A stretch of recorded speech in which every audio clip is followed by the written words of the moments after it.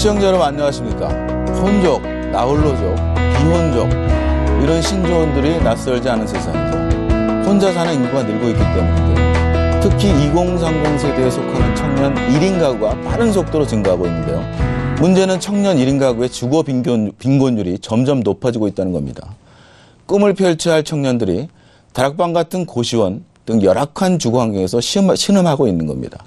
이런 청년 포함해 저소득층에게 저렴한 가격에 쾌적한 주거 공간을 공급하고 나아가 한국의 선진적인 쉐어하우스 문화를 만들겠다고 결심한 스타 강사가 있습니다. 오늘 센토크의 주인공 함께 만나보시죠. 수리 논술 분야의 1인자, 대치동 스타 강사가 청년 주거 사업에 출사표를 던졌다. 자산운용사 최대 주주로 제2의 인생을 열고 있는 TS오비 여상진 대표. 그는 열악한 청년 주거 환경 개선 사업을 선도하며 새로운 펀드 시장의 다크호스로 떠오르고 있다. 그 첫걸음은 지난 11월 탄생한 쉐어하우스 펀드로 출시와 동시에 완판됐다. 여 대표는 주변 시세 대비 절반에 가까운 저렴한 청년 임대주택을 마련하고 투자 수익도 거두는 착한 펀드를 표방한다고 자부하고 있다. 2007년 우주공산 시장이나 다름없던 수리논술 강의로 높은 평가를 받으며 걸어다니는 중소기업이라고 불릴 정도의 자산가에 이른 여상진 대표.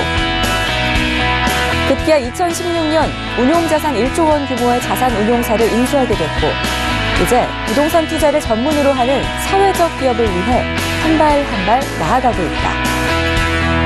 사교육 1번지, 대치동 최고 스타 강사가 자산운용사 오너가 되기까지 비싼 반값에 허덕이는 청년들에게 새로운 대안을 자처한 여상진 대표와 함께한다. 자, 여상진 대표님 모셨습니다. 대표님 안녕하세요. 예, 안녕하십니까. 대표님 그 대입시 얼마 전에 있었고 뭐 정말 엄청나게 바쁘셨다고요.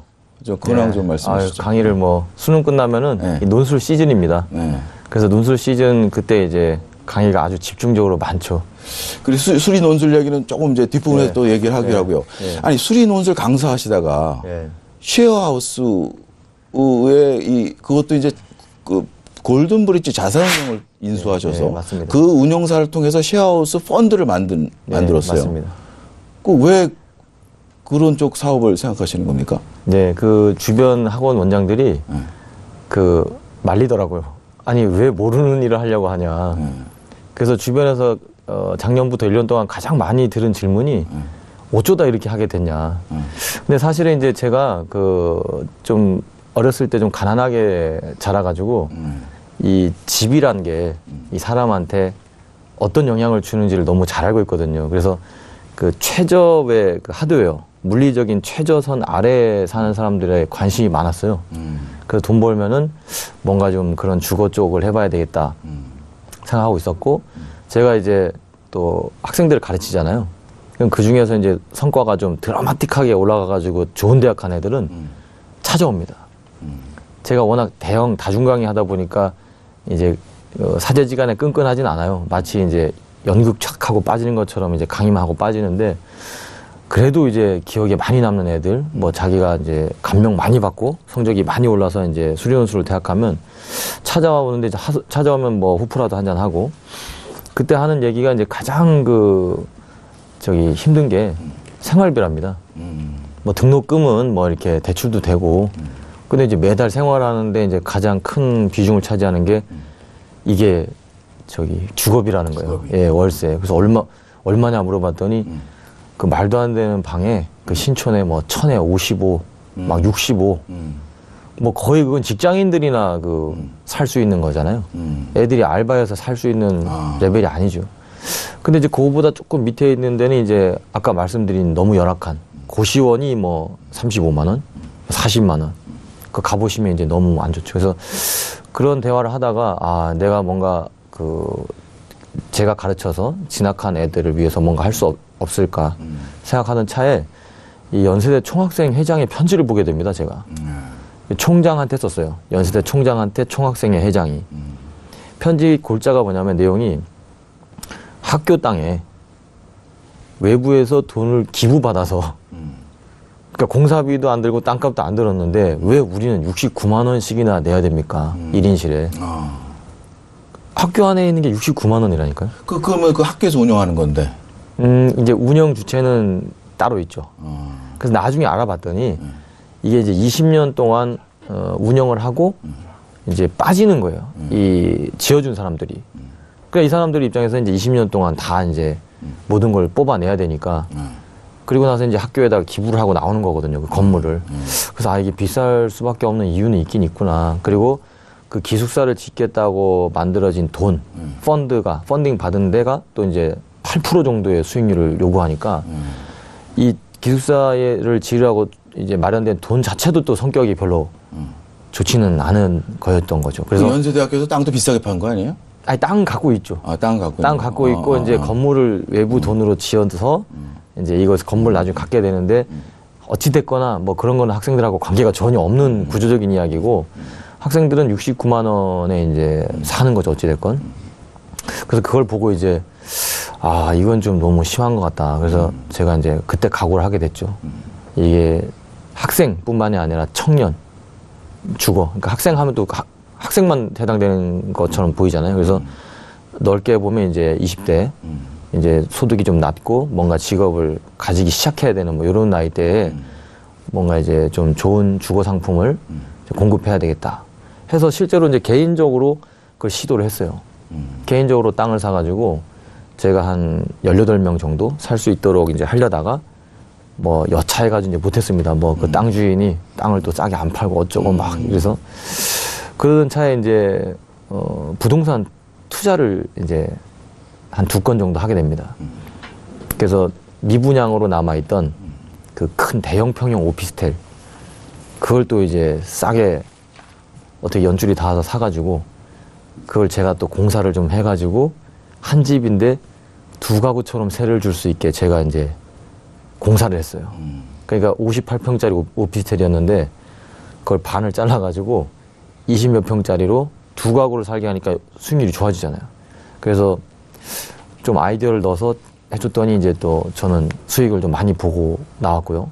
그 다음에 또 상가, 미분양 상가가 있었는데 그 상가도 또 이제 한 2년 동안 미분양이었거든요. 다 완전히 뭐 폐허처럼 비어 있었는데 거기도 제가 좀 아이디어를 넣어가지고 그 보니까 뭐 이렇게 좀 서민적인 것들이 필요한 지역이었어요. 전부 다 고급스러운 동네. 그래서 서민적인 그 직장인들이 집에 가다가 한잔 할 수 있는 뭐 돼지 껍데기, 뭐 삼겹살 이런 거를 쫙 집어넣었더니 또 거기 이제 살아나더라고요. 그래서 2번의 부동산에 이제 투자해서 성공하고 나니까 조금 이제 자신감이 내가 좀 투자 쪽에 약간 좀 뭐 아이디어도 있고 열정도 있지 않나? 뭐 이런 생각을 하게 됐었죠. 그래서 이제 그럼 골든 브릿지 자산운용사를 그래서 이제 인수해서 본격적으로 펀드를 만들어 보겠다. 뭐 이렇게 나시는 그러던 차에 이제 제가 원래 그 학생들을 위해서 주거 공간을 만들려고 하다가 이제 시도하다가 끝났었잖아요. 근데 이제 펀드 딜이 들어왔어요.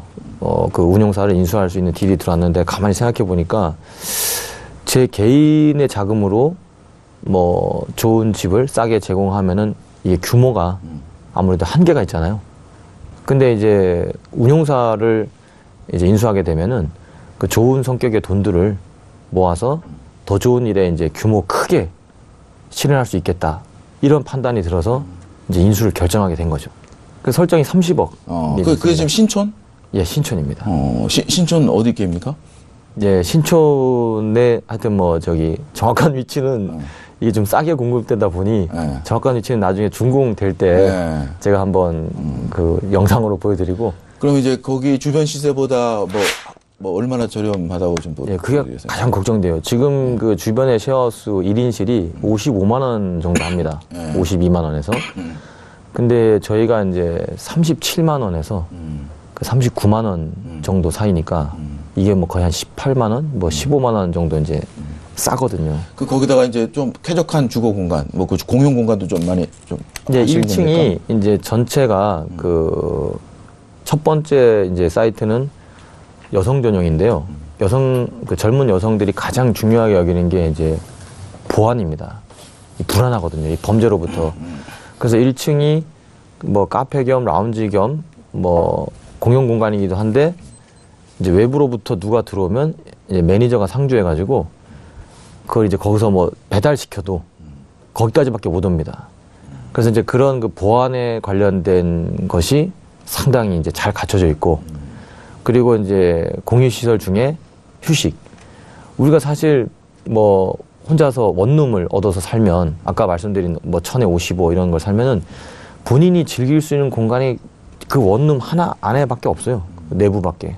그 안이 뭐 거실도 되고 뭐 주방도 되고 다 되는 거죠. 근데 지금 이제 저기 지어지는 쉐어하우스는 자기 방 밖으로 나가면 거기도 본인이 즐길 수 있는 공간이 있다는 거죠. 예를 들면 4층에 밖으로 나가면은 야외 이제 데크에서 이제 그 파고라, 그러니까 이제 뭐 원두막처럼 생긴 야외형 파고라에서 커피 한잔 하면서 책을 읽을 수도 있고, 뭐 1층 내려가면 이제 주방이 있어서 크게 이제 웍을 쓰면서 막 요리를 해 먹을 수 있고, 그리고 이제 뭐 당구대 같은 거 뭐 이렇게 취미 활동도 좀 할 수 있는 공간이 있고. 그러니까 원룸은 독립성이 보장되는 반면 이제 공유 공간이 부족했었는데, 본인이 사용하는 공간은 조금 줄어들더라도 이제 외부에 실제로 공유할 수 있는 공간이 있다는 게 이제 장점인 거죠. 그러면 그렇게 좀 좋은 거, 지금 이 신촌에는 한 몇 명 정도가 좀 들어갈 수 있는 규모로? 40여 명 들어갑니다. 40명. 예. 그러면 굉장히 그쪽에 가고 싶은 선호도가 좀 생길 것 같은데, 어떻게 그걸 들어갈 수 있어요? 어떻게 모집합니까? 그건 뭐 내년 한 5월쯤부터 저희가 이제 선착순으로 받을 거고, 고민을 많이 했는데 뭐 더 어려운 사람을 우선적으로 해야 되지 않냐. 그럼 또 저희가 잣대를 가지게 되거든요. 저희가 또 이게 완창을 차게 되면 이게 안 되잖아요. 그래서 정말 어려운 쪽은 정부의 몫이고, 그리고 이제 이쪽 그 쉐어하우스 구조인데 그 좀 저렴하게 살 수 있는 것은 민간이 그 스스로 수익률 때문에 하게 하고, 거기는 뭐 소득을 얼마 이하만 된다 이런 거 규제를 없이 누구나 이제 선착순으로 들어올 수 있게 해야 된다고 생각하고 있습니다. 그럼 선착순으로 빨리 들어가면 돼요? 예, 뭐 그때 이제 광고를 하면 이제 바로 이제 또 입주를 신청하면 되겠죠. 그리고 제가 저기 듣기로 지금은 이제 사모펀드 형태로 이제 이번에 신촌 1호점 됐잖아요. 이거를 좀 이게 홍보가 잘 되고 해서 우리 신혼부들 뭐 전세금 보통 1억 5천, 7천 갖고 있잖아요. 그걸 투자해서 거기서 또 월세로 가는, 투자해서 주인이 되면서 거기서 또 나오는 배당으로 월세도 되고, 이런 모델도 생각하고 계시다고요? 네, 그건 이제 그 다음 모델로 생각하고 있는데, 우리나라 그 주거 시장의 문제가 이게 전세 제도거든요. 이게 사실 집값 올리는 주범입니다.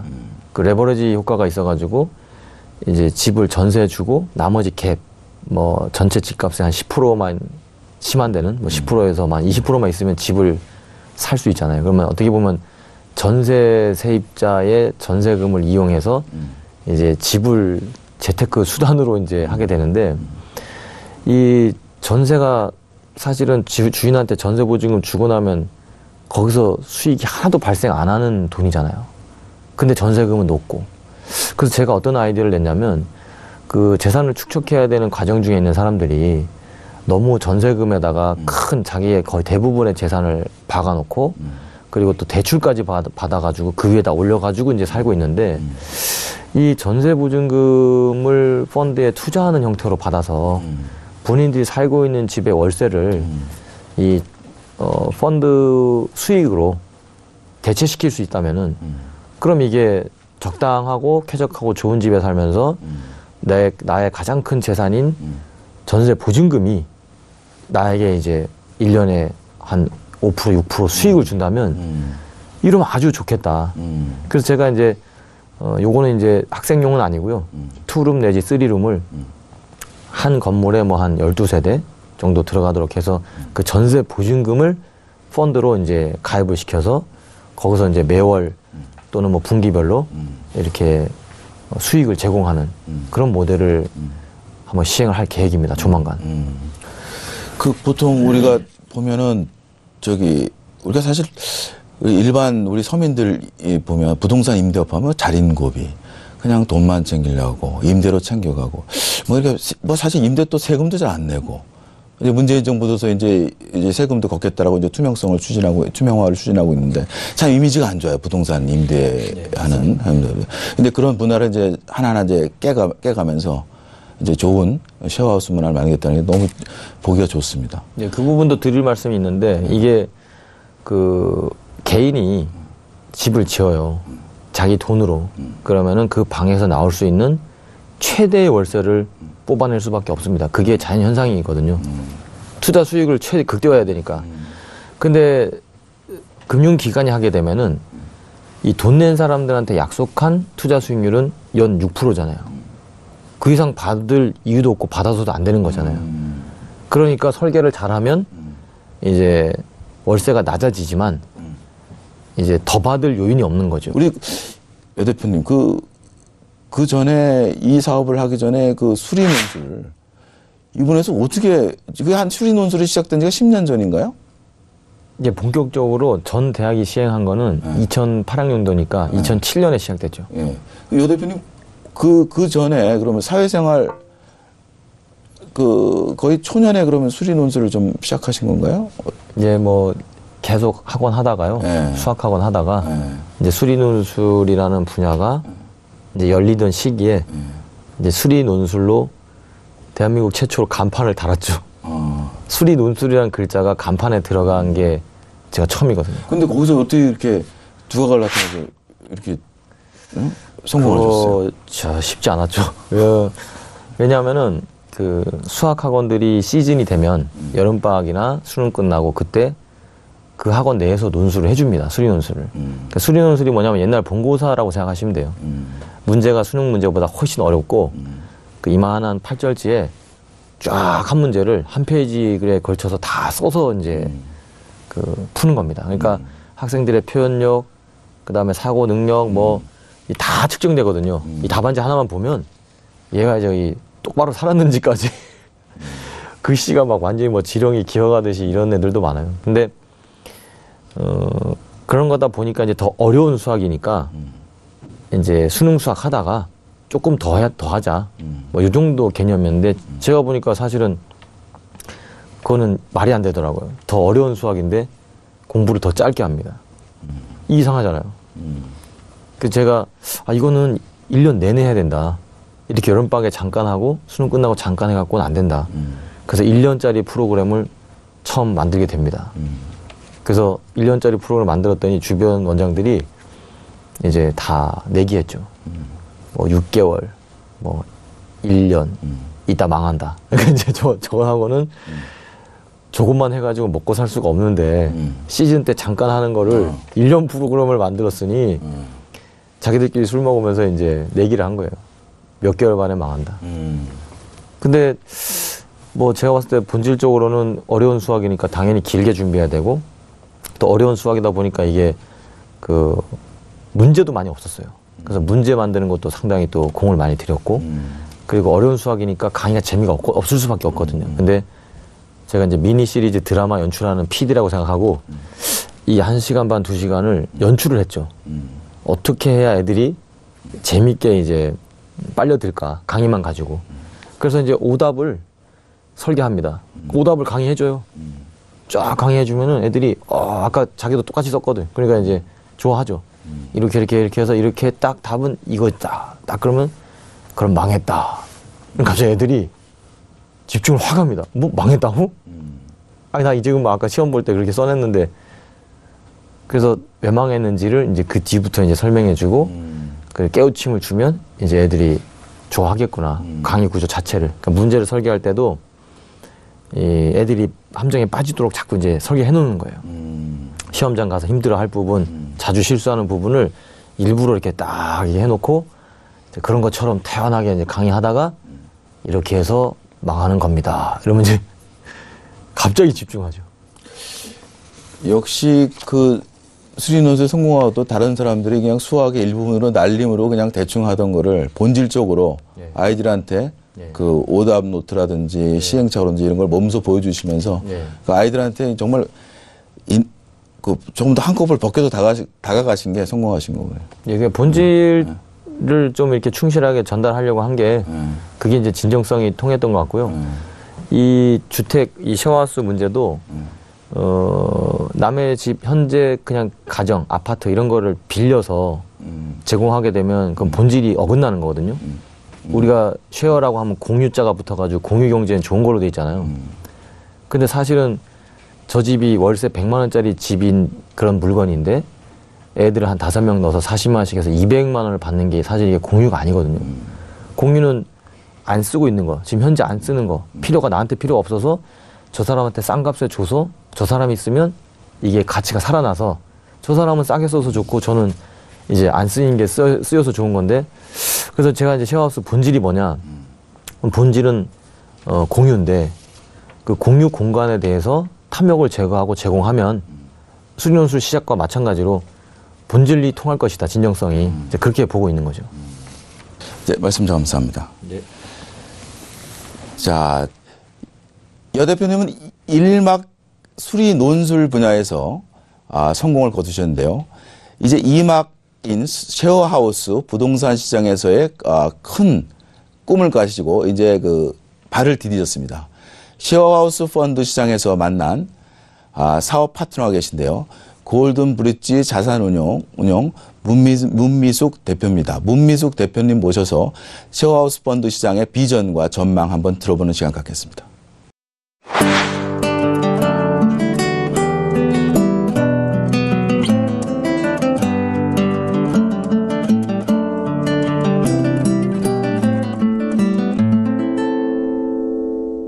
아유, 문 대표님, 안녕하십니까? 네, 안녕하십니까? 근데 골든 브릿지 자산운용계에서 한 얼마나 계셨던 거죠? 예, 저는 자산운용 업계만은 2014년부터 있었습니다. 금융 쪽에서는 오래 계셨죠? 예, 2000년도부터 있었습니다.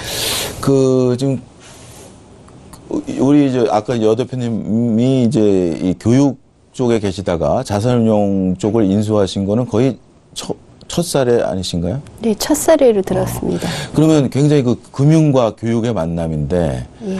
어떤 인연으로 어떻게 여 대표님을 만나게 되셨고 어떤 인상을 받으셨는지 좀 말씀해 주시겠습니까? 예, 저희 골든브릿지 자산운용을 투자하시고자 하는 분은 많았습니다. 근데 저희가 이제 신뢰가 가지 않았었는데 여 원장님께서 이제 저희 투자에 관심을 표명하셨습니다. 근데 여 원장님은 잘 아시다시피 이제 스타 강사신데요. 그 여 원장님의 강의를 들은 학생들은 이제 그렇게 얘기합니다. 그러니까 수리논술에 신천지가 열린다.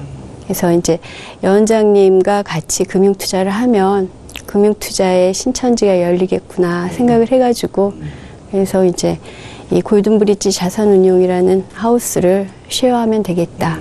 그래서 저희 같이 함께 투자업을 하도록 결정했습니다. 지금 자산운용 시장에서 부동산 펀드가 갖고 있는 우리 어떤 인식이나 어떤 이런 건 어떻습니까?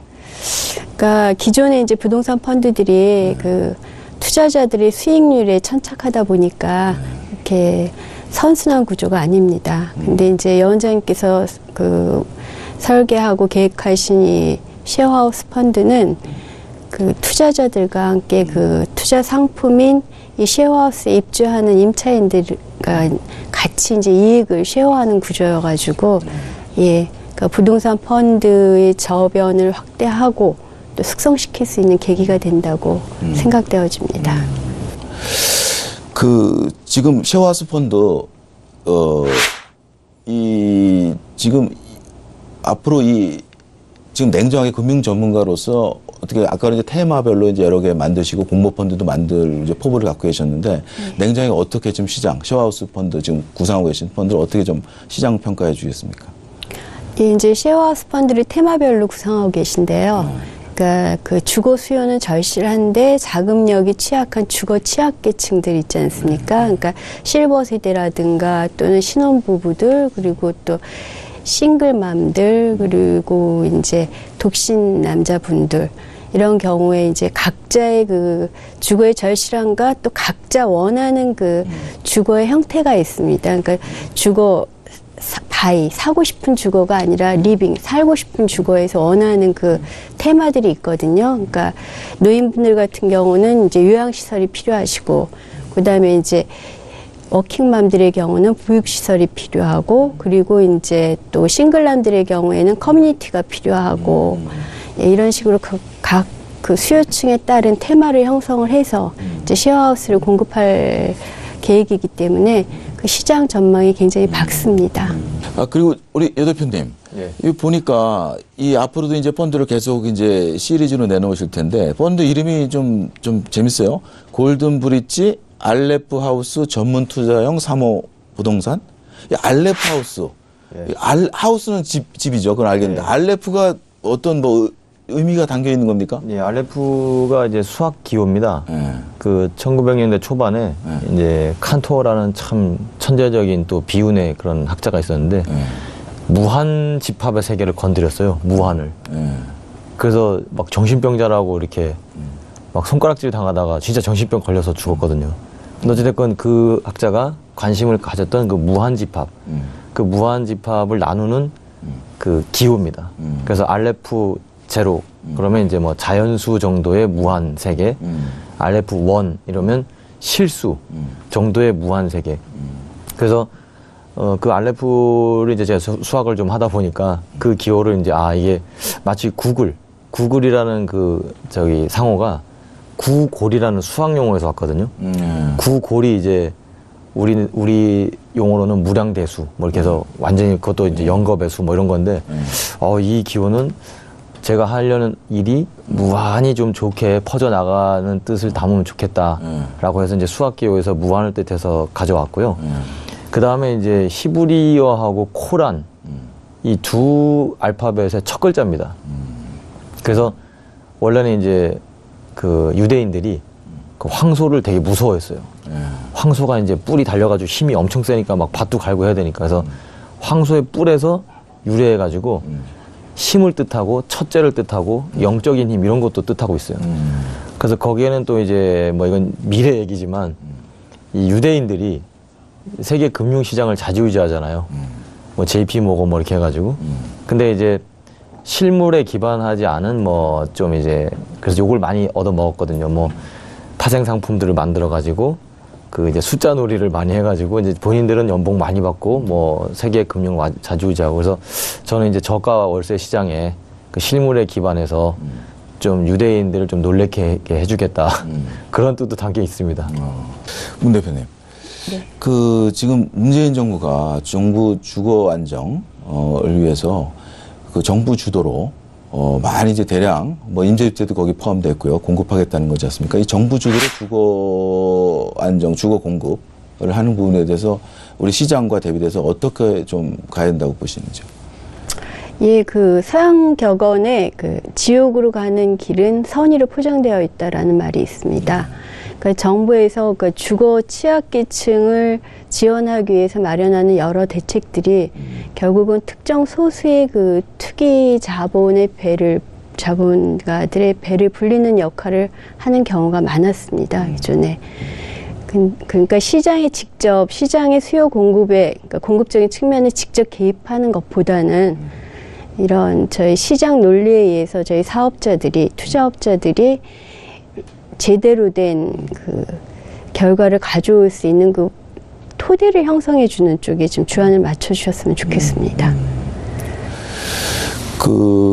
그러니까 시장에서 그러면 그 말씀하시니까 우리 여 대표님이 지금 저 쉐어하우스 펀드 같이 예. 어느 정도 탐욕적인 수익률이 아니고 수익률을 적정하게 예. 하면서 우리 서민 주거 공급에도 도움이 되고 예. 이런 식으로 시장 주도적인 예. 주거 공급 정책이 일어나야 된다. 예, 그렇습니다. 그러니까 만약에 이제 쉐어하우스 펀드를 만들려면 거기에 그러니까 설정을 해서 잘 운영할 수 있게 그 제도적 정비를 좀 잘 해주시는 거죠. 그러니까 그 부분에 대해서는 여 원장님께 사실 말씀이 좀 많을 것 같습니다. 그러니까 예. 좀 제도적으로 좀 어떤 게 좀 당장 좀 빨리 좀 바꿔야 되나요?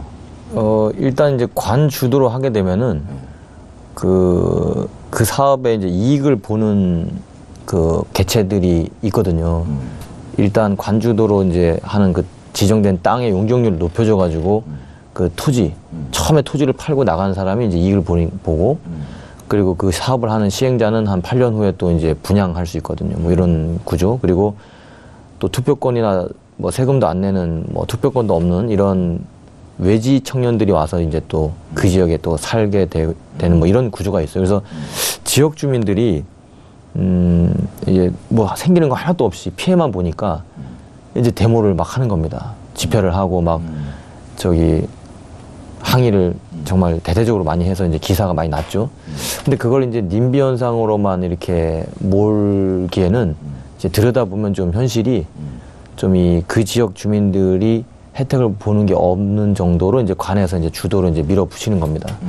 근데 그것보다는 제 생각에는 이 지역 주민들이 그 청년 주거나 이런 걸 해결하면서 수익이 좀 많이 발생할 수 있도록 관에서 이제 우리 문 대표님이 말씀하셨듯이 제도를 좀 보완해주면 고시원이 전국에 이렇게 쫙 12,000개나 퍼진 것처럼 본인들 스스로가 이제 뭐 정부의 지원을 받든 본인 돈이든 아니면 우리 펀드로부터 지원을 받든 그 집을 개조해가지고 그걸로부터 이제 수익이 더 많이 발생하기 때문에 개조하는 이유가 생기고 그리고 관에서는 그 개조할 때 지금 이제 법령 틀들이 이 건축법이든 뭐 관계 법령들이 좀 쉐어하우스를 위한 이제 제도 정비는 잘 안 돼 있습니다. 그래서 그런 것만 좀 잘 지원을 해주면 시장에서 알아서 이제 수익이 나니까 이제 쉐어하우스를 많이 짓게 되고 그러면 굳이 관이 나서서 대형 사이트로 막 주민과 막 대치하고 이러지 않아도 되지 않나 이런 생각을 하고 있습니다. 좀 이제 시간이 좀 많이 돼서요. 우리 여 대표님, 그리고 뭐 문 대표님도 같이 좀 말씀해 주면 좋겠는데 앞으로 이 쉐어하우스 시장 좀 이렇게 우리 골든브릿지 자산운용을 통해서 이렇게 만들어가겠다. 좀 간단하게 좀 말씀 좀 해주시면 좋겠습니다. 네. 그 제대로 된 쉐어하우스를 만들어서 그 좀 테마별로 공급을 좀 넓게 크게 해서 쉐어하우스 하면은 이제 골든브릿지 자산운용이 뭐 같이 떠오르도록 그렇게 되기까지 열심히 노력하겠습니다. 문 대표님, 예. 우리 쉐어하우스 펀드 이거 이제 알렉 펀드 전 국민의 이제 펀드가 되는 거 아닙니까? 네, 맞습니다. 전 국민을 떠나서 전 세계적인 펀드가 돼서 그러니까 주거의 유니클로를 꿈꾸고 있습니다. 네.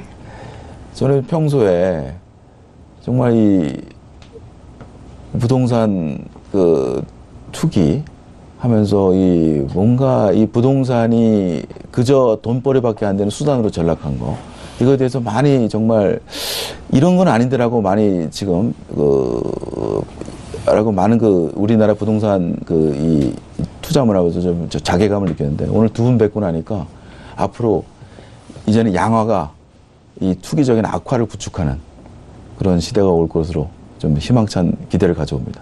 오늘 말씀 감사합니다. 예, 감사합니다. 감사합니다. 한국에서 1인 가구는 이미 가장 많은 가구 형태가 됐습니다. 하지만 청년 가구를 포함해 이들 1인 가구의 주거 현실은 열악하고 그지없습니다. 여상진 대표가 첫 발을 내딘 상생의 쉐어하우스 모델이 일할이 되어 대한민국의 살만나고 행복한 주거 공동체 문화가 형성되기를 기원해봅니다. 센터프 오늘은 여기까지입니다. 시청해주신 여러분 감사합니다.